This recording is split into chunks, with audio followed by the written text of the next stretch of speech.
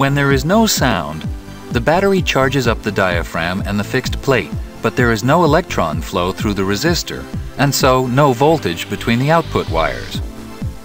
When a sound wave pushes the diaphragm in, the plates can hold more charge, so electrons flow onto the diaphragm and away from the plate.